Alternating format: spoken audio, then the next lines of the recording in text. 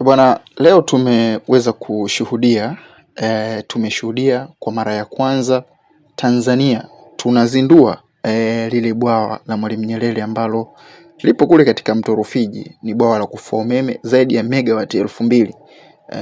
Tumeweza kulizindua rasmi na tumeshuhudia Rais wa Jamhuri ya Muungano wa Tanzania Mheshimiwa Samia Suluhu Hassan akienda kuweka jiwe la msingi kule. Sasa bwana, interesting ambayo imeweza kujitokeza na watu wengi imeweza kumake headline kule ni kuhusiana na Freeman Mbowe kuwepo kule kwenye uzinduzi wa lile bwawa. Bwana, ndani ya chama chake kumekuwa na minong'ono. Kumbuka Chadema wanaona ile ni miradi ya CCM.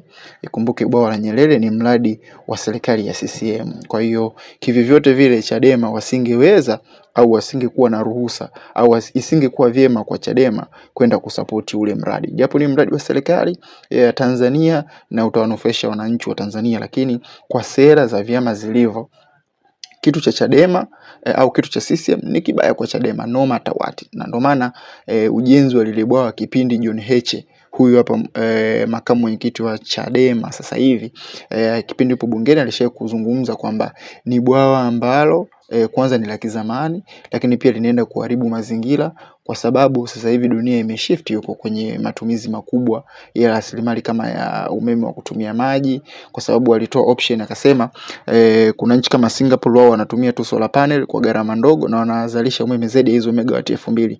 Nyinyi mnatumia pesa nyingi kuzalisha megawati 2000 za umeme, wakati ukiangalia nchi kama Singapore wao wanatumia tu solar na upepo, wanazalisha kwa gharama nafuu lakini zaidi ya hizo megawati 2000. Sasa bwana, leo aliyekuwa mwenyekiti wa Chadema Freeman Mbowe ameonekana kwenye huo mkutano au kwenye hicho kikao cha kuzindua hilo bwawa. Sasa maneno sio kuonekana kwake, of course ni sawa, lakini wanasema hajawahi kuhudhuria kesi yoyote ya Tundu Lissu.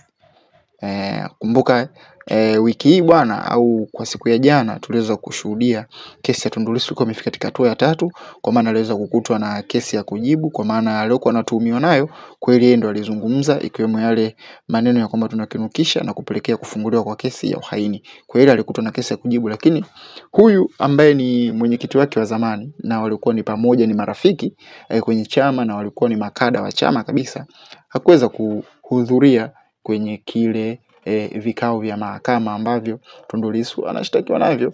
Sasa uhusiano kati ya Lissu pamoja na Freeman Mbowe umeisha? Binafsi naamini kweli utakuwa umeisha, kwa sababu